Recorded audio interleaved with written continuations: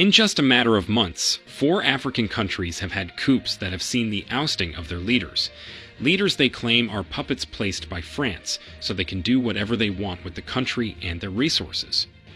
One may think they are wrong, but the fact that this got France angry and threatens to retaliate sends a message of what is really happening. France has threatened to wage an attack on Niger, who just had a military coup, and says the military leaders are a threat to their interest. They just displaced over 1,000 French troops from Mali to the capital city of Niger. But why is France so worried? What interest are they protecting? Well, if you haven't been current, let me bring you up to speed. Niger military leaders just placed a ban on the export of uranium and gold, especially to France. Uranium is a major mineral needed by France in its nuclear power plants. Uranium from Niger powers over 1/3 of homes in France, yet over 85% of Niger doesn't know what electricity is. Isn't that unfair? I mean, it is only fair if France helped in developing places and make them enjoy even a piece of their uranium.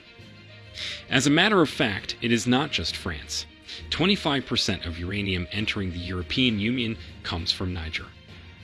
It is only logical that one day people will come to the realization that they are being cheated. And they just did. But France has decided they won't let it slide. France says it will do everything to protect its interest in Niger. It will be important to note that the USA also has a military base in Niger, and also you can remember it is a NATO member too. And you know, whenever any NATO country is at war, other NATO member countries come to help. This is exactly what is about to happen. The military leaders of Niger's neighboring countries notice the pattern and decide to back Niger. Who are these leaders and what pattern have they noticed, and why do they back Niger? Well, if you've not been informed, Mali and Burkina Faso have also had coups and their countries taken over by the military leaders too. Mali is led by Assimi Goïta, while Burkina Faso is led by Ibrahim Traoré. These two are strongly in favor of France leaving all of French Africa. They also warned that any attack on Niger means an attack on Mali and Burkina Faso too. They warned France and the US that they won't hesitate to send in troops to back Niger. Other ECOWAS member states condemn this act too, especially as the president of Niger is held hostage and they demand that he be freed. They also gave Niger a 7-day ultimatum to let him go.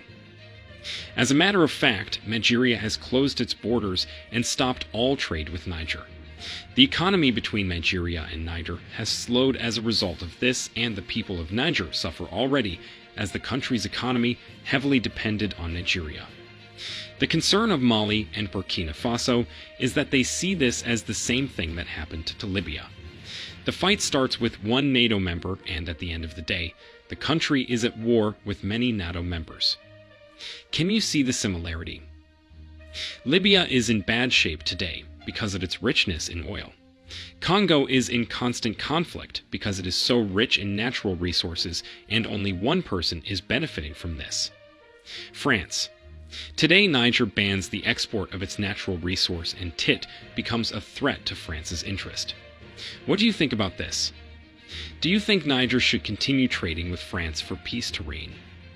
Do you think Burkina Faso and Mali should send in troops to defend Niger?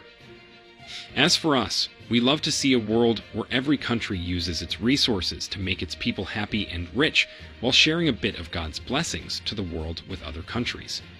Niger is the second poorest country in the world, and this isn't fair. They have what it takes to make them rich and comfortable. It is only fair if they got a share of that. Let us know what you think about this situation in the comment section.